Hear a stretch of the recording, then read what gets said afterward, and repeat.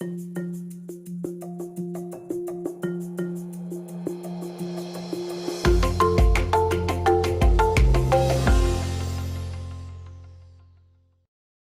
I'm Maureen Connolly, the editor-in-chief of everydayhealth.com and the host of Boxed In, COVID-19 and Your Mental Health. Joining me today is Fiona Lowenstein, a writer, speaker, TV producer, and media consultant based in New York City. They are also the founder of Body Politic, a queer feminist wellness collective, event series, and media startup, and the co-founder of the Body Politic COVID-19 support group, which provides emotional support and resources to thousands of patients all over the world. Fiona's work focuses on health and science and how they intersect with culture, politics, and social justice.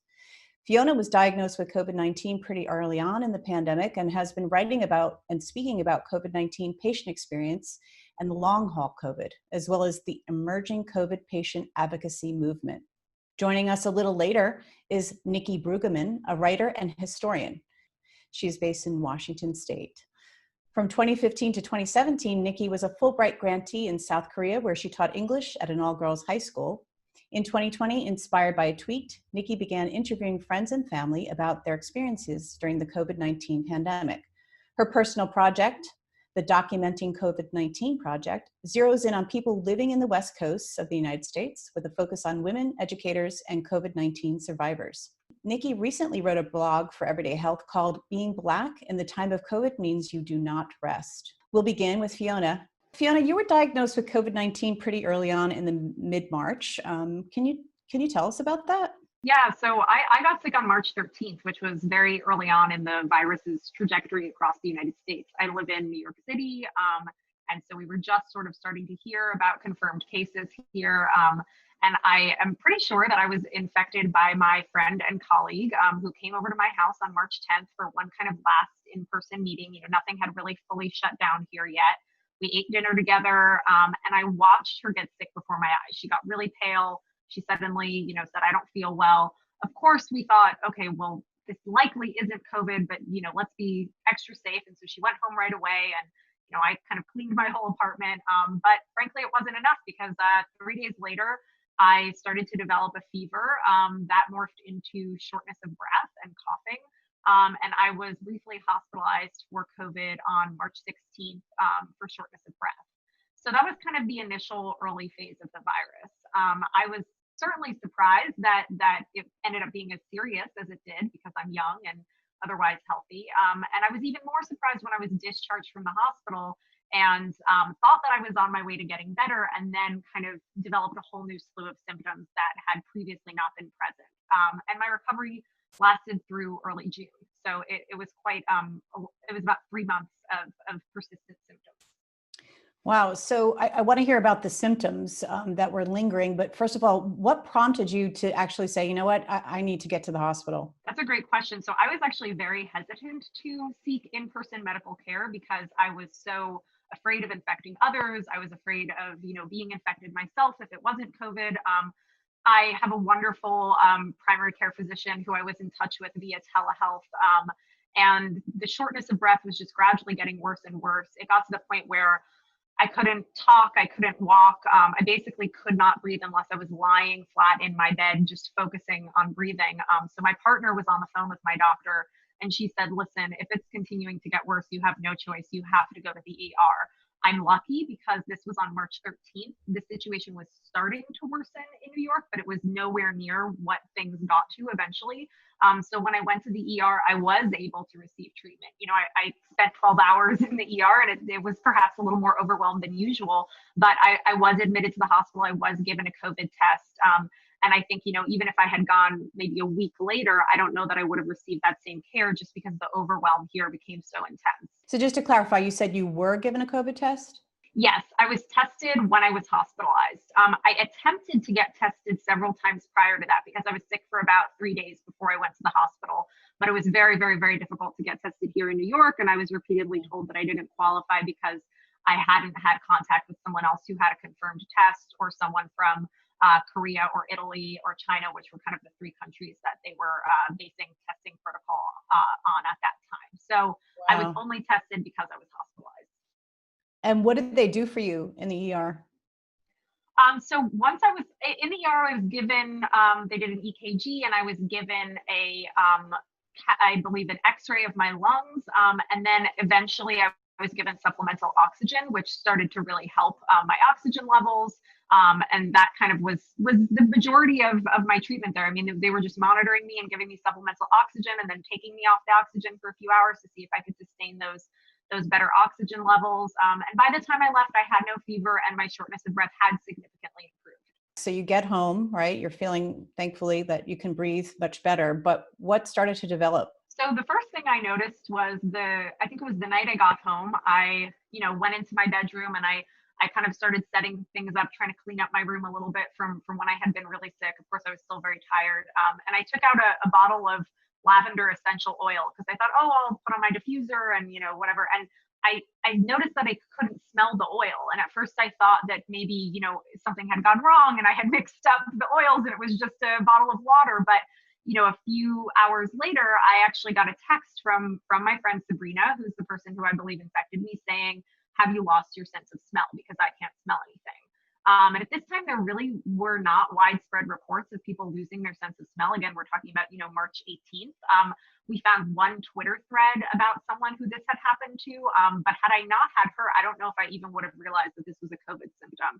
Then I started to notice that my stomach was upset. I was having GI issues. I was having diarrhea. At first, I thought that maybe I had some kind of food poisoning from the little bit of food I'd eaten at the hospital. But those issues got worse and persisted for about 2 to 3 weeks. So I was really unable to eat after I got home from the hospital, anything substantial, which contributed to further weight loss and further fatigue, and kind of just the inability to get my energy levels back.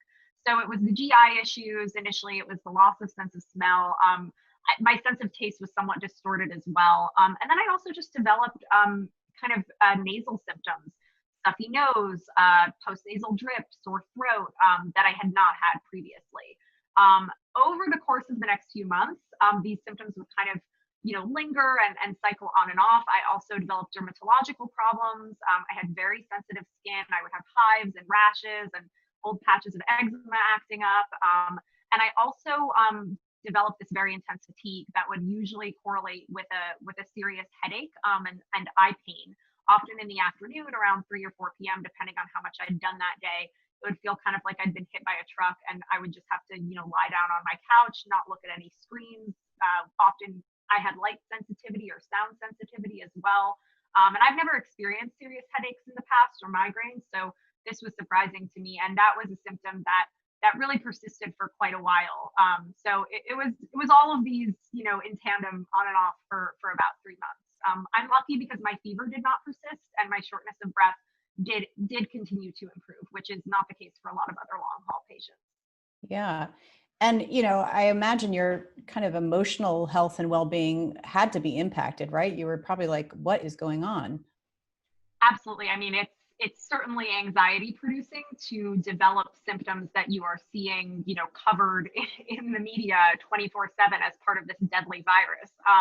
And it was also very confusing because in those early days, I mean, we really were being told that young people should not be getting severely ill from COVID, that there was no serious risk of death or long-term impact from this virus if you were young and otherwise healthy.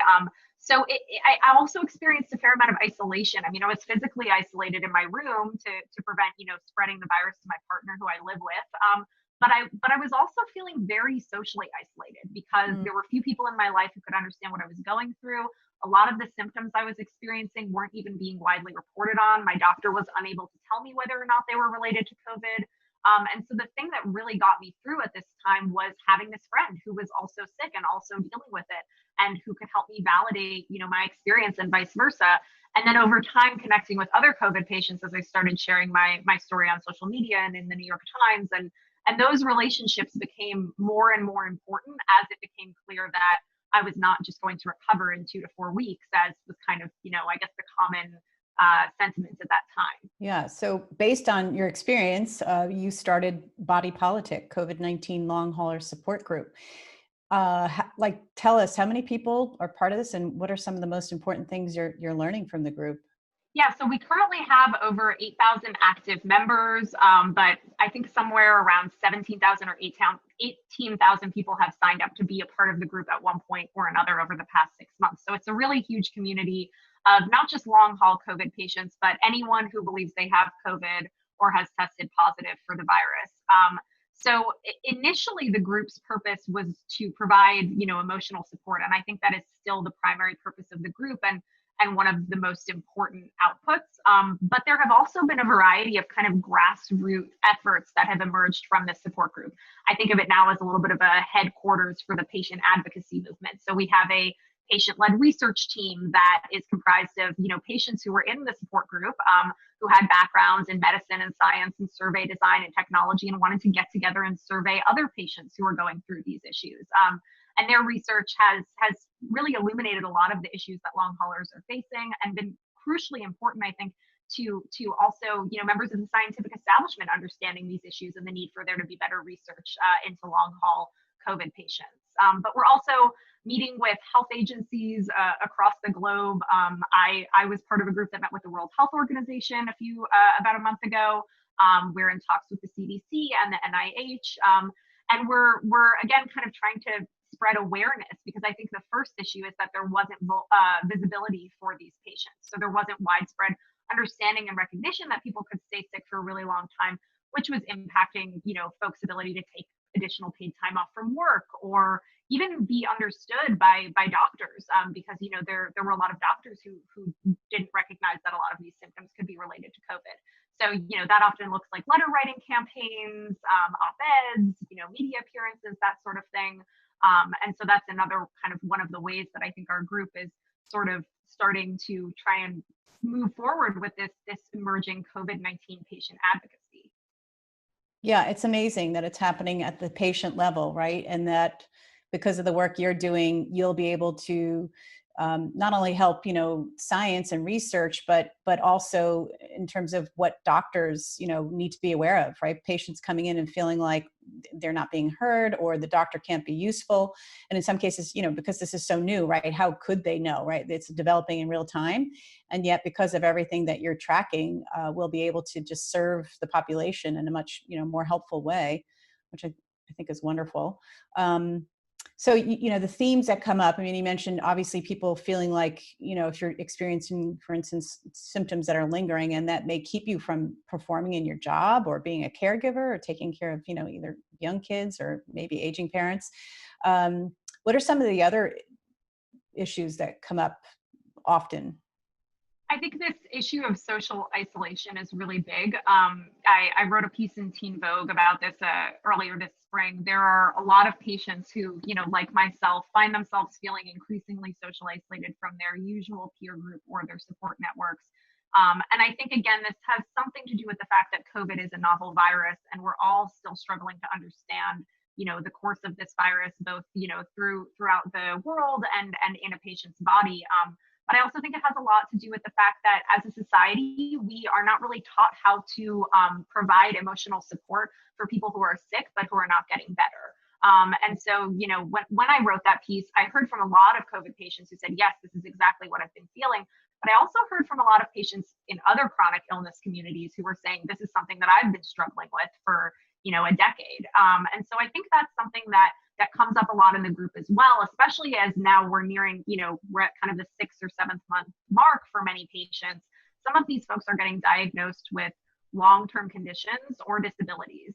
And so we're starting to have more conversations with people and organizations who work in the health justice, disability justice, and chronic illness space, because again, some of these issues are novel and unique to this new virus, but a lot of these issues have really plagued, patients in our society for a very long time. So I think that that's an important conversation that's happening as well.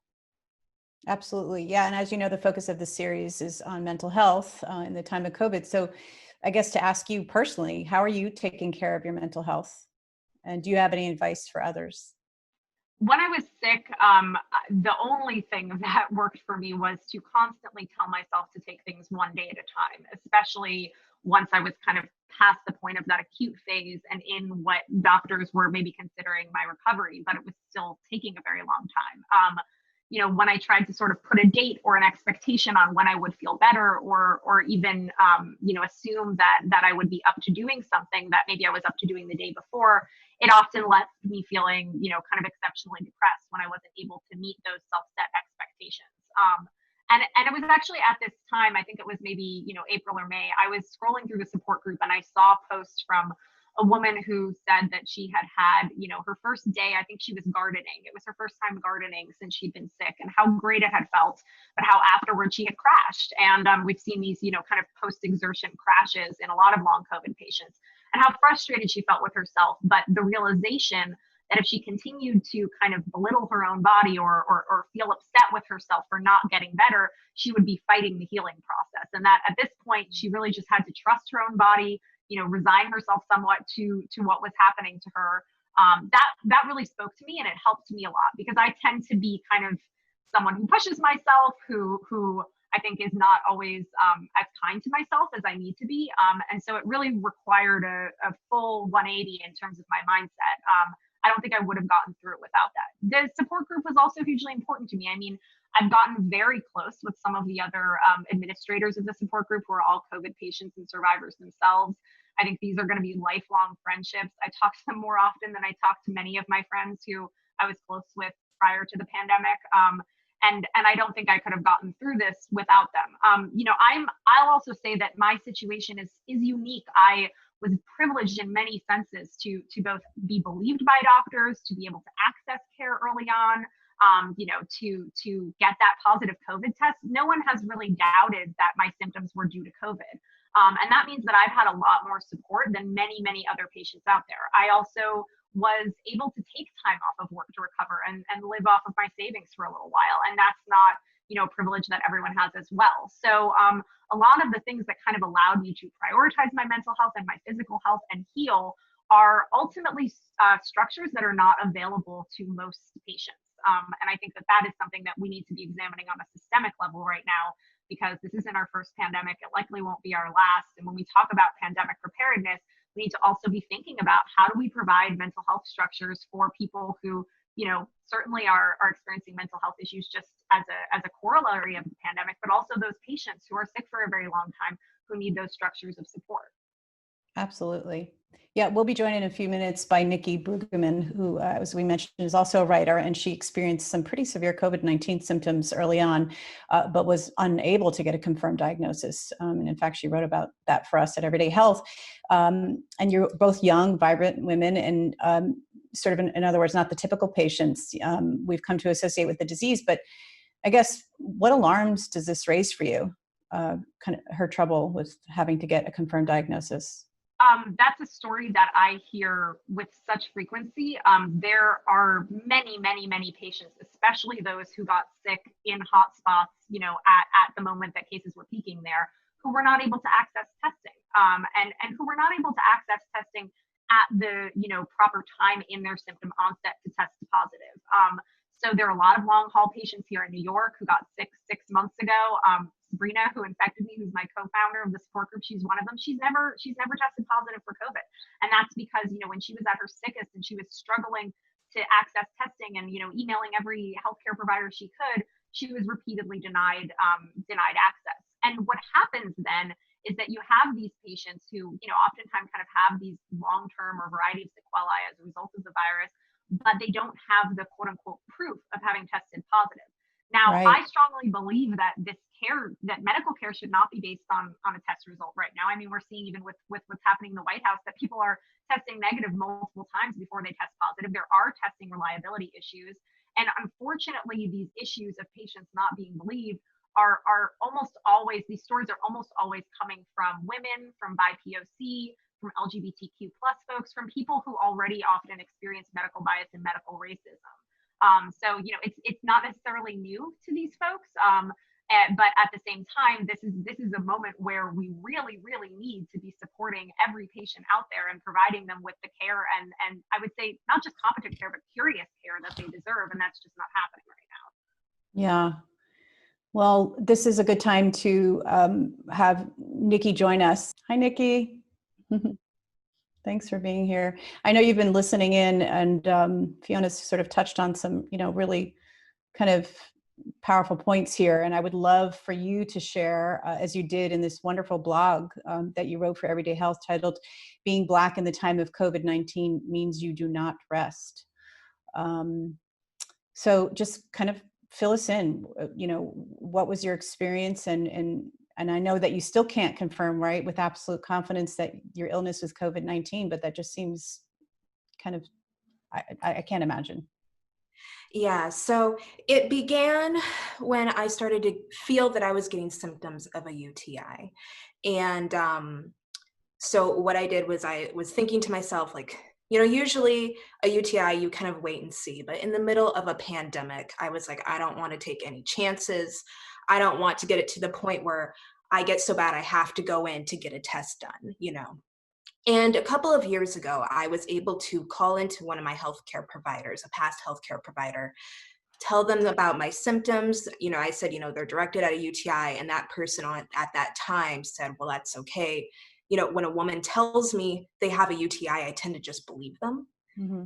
And so they were able to get me a prescription that I was able to then go pick up.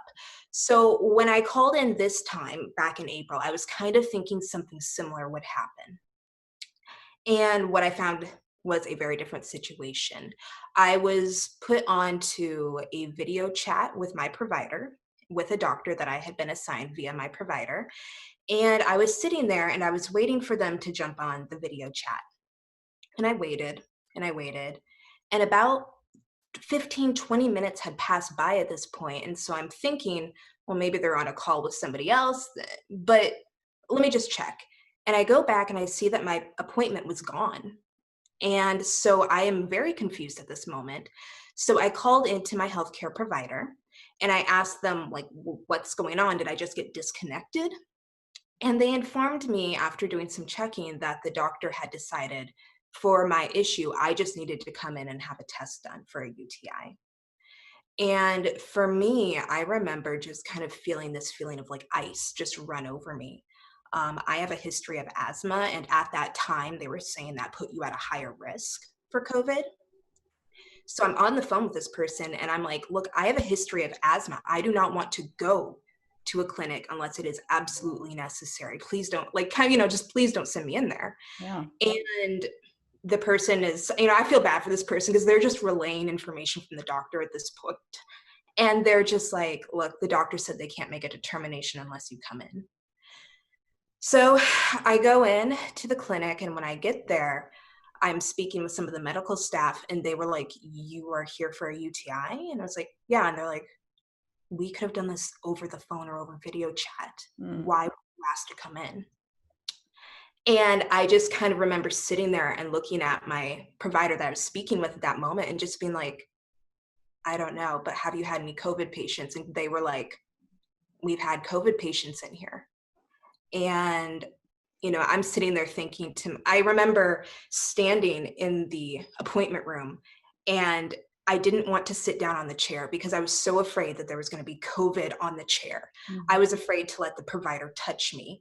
And, I was just afraid for anyone to get near me, anyone to touch me. I didn't want to be there. And so we did the test. I quickly ran out the door. I got home and I remember taking a shower, and I sat in the back of the car that my boyfriend was driving because I didn't want to be near him in case I had COVID particles or whatever on me at that point. And, about a week later, I was standing talking to our roommate, and I started to feel my body sweat. And then I went and took my temperature, and I had a mild fever. And that was the beginning of about, I want to say off the top of my head, 6 or 7 days of symptoms that I suddenly started to have.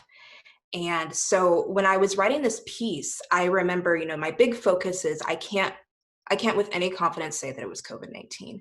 But for me, the big issue was the fact that I had a doctor who, instead of even bothering to sit down and talk with me, decided to make a decision about what I was going to do and how that made me feel as a Black woman. It made me feel like ignored. It made me feel like my health was not being my decision within the health process was not being considered. And it also created in me a massive anxiety because I had just had this interaction. Now I have this fever in the middle of a pandemic. How can I trust the medical establishment from this point forward to ever take me seriously or treat me in the right manner? So that was kind of where that piece came from. And I think it's a very reflective experience of what it's like to be a woman when you deal with care providers, but also of being Black. Yeah. So at the time, the UTI you got, I presume, was it antibiotics? Did they confirm that this was a UTI? So I was given antibiotics. Mhm. It was inconclusive about whether or not it was an UTI, but it passed. So, things went away, but And then, right, then 6 days later, here you are with a fever, and you weren't able to get a test for COVID-19 because of the shortage. Is that correct? that's what I was told. So I live in San Diego, California, Mhm. and I remember calling in a couple of times and asking, like, can I get tested? I live with other people. And, the last thing you want is for me to possibly be spreading whatever I have to other people. And we should probably know what this is. If it's a cold, okay. If it's the flu, okay. If it's COVID-19, they have a right to know that as well because they're at risk now. And I was told, we have a shortage of tests and we can't provide it.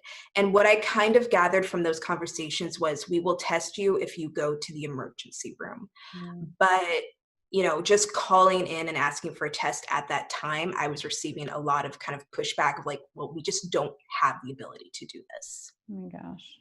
Yeah, and talk to me about what that triggered in you, meaning feeling unheard, isolated, judged. Like what came up for you? Anger? Yeah. I mean, from the get-go, like I always will say that I don't personally blame the people that were telling me this information because as I was talking to them, they would say things like, I realize how frustrating this is. Like, but for me, it created a sense of fear and rage. A lot of it having to do with the fact of like, you know, just why is this not available? Yeah. We were seeing in South Korea, you could get a 10-minute test. And I am sitting in one of the most powerful countries in the world in a developed city, and I'm getting, but we don't have the resources to test you. And then I get on like Twitter and a celebrity tested positive for COVID-19. And I'm like, so we have the tests, they're just not available to certain people. Right. And think that's I think that was kind of this ultimate slap in the face as an American during this time is that, we're being told we don't have the resources. And then somebody gets on Twitter like, well, I tested positive. And we're like, so we have the resources, but not for certain people. That's what you're trying to honestly tell us. And it created within me this deep rage that I felt as if I was part of a society. I was part of society that was being abandoned and essentially being told, figure it out. And to have kind of your healthcare providers, to have your government kind of have an attitude of, well, I'm sorry, but you'll have to figure it out when there's a virus that we don't know how to treat and it is killing people Yeah. is absolutely terrifying. Acceptable. So what advice would you give, having been through this, to people, especially people of color who may be facing a situation similar to yours and unable to get a proper diagnosis? I would say that in that scenario, rely on your community, rely on your family and friends. Um, do as much as you can to fight whatever the illness is. Um, excuse me. Just because you might not be able to get tested, I would still say, make sure that your healthcare providers, that you're staying connected with them. Mm. For me, it was really important to make sure that my friends and family knew what was going on. So I did like daily updates about how I was feeling. And during this time, I actually had a couple of friends in other states who came down with similar illnesses, and they themselves were not able to get tested. So it kind of created like this, how do you say, like this, like we're going to get through this together kind of team. And like I remember waking up and messaging one of my friends, and she'd had trouble breathing, and I was like, good morning, we're going to survive. Yeah. Like that was kind of how it was. Just, we're both going to survive this. We just have to keep telling each other. We have to keep telling each other that. Yeah. That's amazing. Again, the sort of grassroots communities that are forming, much like what Fiona did and now you're doing. So one of the things you note is that, Black people have always had a traumatic relationship with the medical community because, as you wrote in your blog, you've been their guinea pigs and even had cells stolen for research. And as we learned from the Henrietta Lacks story, of course, because of this, some people in the Black community are reluctant to seek medical care. And yet in cases of COVID-19, avoiding a doctor could be a death sentence. So how would you encourage, balancing fear with advocacy and self-advocacy for oneself, and yet still having to come up against what you just laid out here, which is just, makes it even more difficult? Right. I would say that, for every doctor that does not listen to you, for every medical professional that might not listen to you, there's going to be many more that are going to. Mm-hmm. And so even though you might hit a wall with a doctor that might not listen and might not be taking you seriously, don't stop. And I think that if you're Black in this country, that's something you learn from a very young age, is that you are going to have to push and push and push, and do not feel bad for pushing. Do not feel bad if you decide that you need to seek a second opinion. It doesn't mean that you are being difficult. It means that you understand there might be something wrong, and maybe your healthcare professional is not connecting with you in a way. So I tell people, if you feel that you need a second opinion, take that really into consideration and go see somebody if you need a second opinion. I also tell them that, we do have the Black community does have a very difficult relationship with the healthcare community, but at the same time, this is where you can get treated. Yeah. So go into it, really know what your rights are at the beginning, make sure that your voice is heard, and, make sure that you are working with healthcare professionals that are taking you seriously and making sure that it's a collaborative process on finding answers for your health. Yeah, that's great advice. And Fiona, I would love for you to weigh in. I mean, based on your support group too, like, what would you add to this? One excellent tip that I've heard is if a doctor tells you that they are unwilling to test you or run a test of some kind, whether that's a COVID diagnostic test or some other sort of blood work or something like that, to ask the doctor to record that in your chart so that future providers can see that you were denied that test. And several people have recommended that. I think that, it's a good way to kind of, get that record of having sought care in your chart if you can. Some of the people I know have also hired patient advocates, and that is absolutely not something that is available to everyone, but it is an option. And then the third thing I'll mention is that the Body Politic COVID-19 support group has a user-generated recommended healthcare providers list, where patients can submit the names of doctors or other healthcare providers that they've seen that they feel understand the long haul condition or are especially sensitive to certain marginalized populations. And so that list is available if you join the group, if you're a COVID patient, and it's something that we're trying to add to as well. So those are a couple tips. I'll also say that there are some post-COVID care centers popping up around the country. I think most established one right now is at Mount Sinai. Unfortunately, a lot of these care centers still require a positive PCR diagnostic test or antibody test as kind of a prereq for treatment. But we as a group have managed to get some patients who do not have these tests to at least get referrals from this center to other healthcare providers. So I would continue to, email and call the center, even if you don't have that test, because sometimes that level of persistence can at least get you, kind of recognized and referred to someone else. And then the last thing I'd say is, Nikki's story, it resonates with me, when you said kind of realizing that you were on your own in this. That is, I think, a recognition that all of us have had, especially all of us long haulers have had at one point or another, realizing, okay, no one is going to advocate for me in this situation. I have to kind of self-educate and be my own advocate. And I think it's exhausting to take that on, but it also, to fully realize that and kind of internalize it, it can help you make these decisions moving forward, realizing, okay, this is my care and I kind of have to take control over it. It's not fair. That shouldn't be the situation, but that mindset shift can help you figure out kind of what decisions need to be made next. And the last thing I'd just say is that you're definitely not alone. If you're struggling to get doctors to, believe you or listen to you, this is, as Nikki points out, an issue that marginalized populations have been facing for centuries. So it's nothing new. And, there are a lot of other people out there who are experiencing the same thing. Yeah. I will say, oh, sorry. No, go ahead, Nikki. I will say that, as I was in this process of realizing just kind of how alone I felt, my family and my friends were extremely important in this. And it's something that I write about in my piece about how, I had friends who were like, if we need to, we will like call that hospital and demand that they tell us exactly what they're doing to treat you if you end up in the emergency room or ICU. I had a friend who is a registered nurse who was like, if you ever have any questions or if you need an advocate, let me know. Like, I will happily, be your advocate in that situation. And with that, confidence also, I think from my family and my friends also came with them an underlying realization that we were on our own. And the only kind of place we felt we could turn to was each other. I remember speaking with my mother. Excuse me. I remember speaking with my mother early on in like my illness, and she said something akin to, well, why don't you go to the hospital? Like, go to the emergency room if you're having trouble, because I was starting to have some heaviness in my chest and some trouble breathing.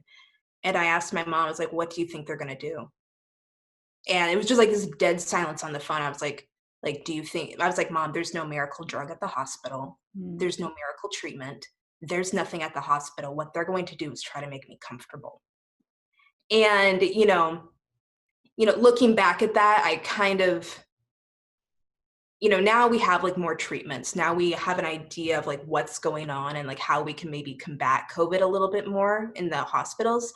But just looking back at that moment, having this realization of I go to the hospital, there's not a miracle cure and what that's going to mean if I go there. And I think that's really where my family and friends kind of came in to being that support network of being like, well, if you end up there, we're going to be fighting for you on the other side of the hospital walls. Yeah, that's amazing.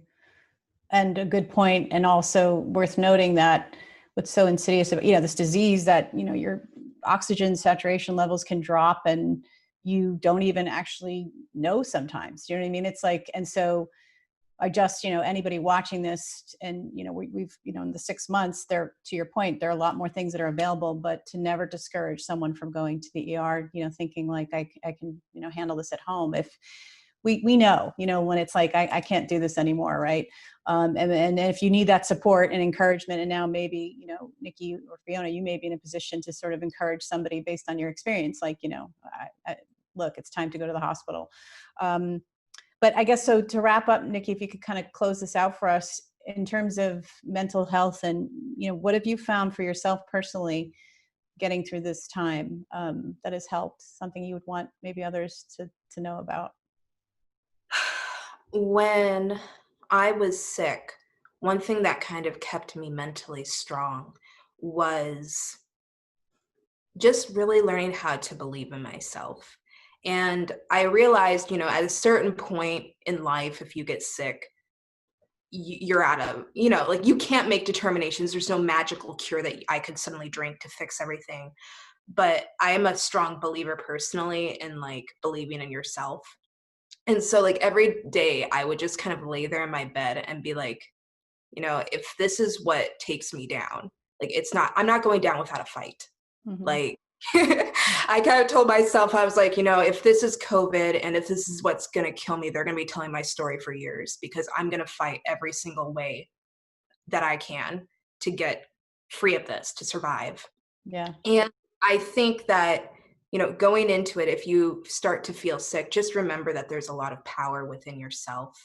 And, remember that our bodies are made to fight. And so don't underestimate your body's ability to fight things. That is really powerful. And it's also worth noting that thanks to, groups popping up like the ones you're both, put together, people don't have to be alone, right? And I want to thank you both so much for being here and for sharing your stories. And I hope we can have you back again at some point. Thank you so much.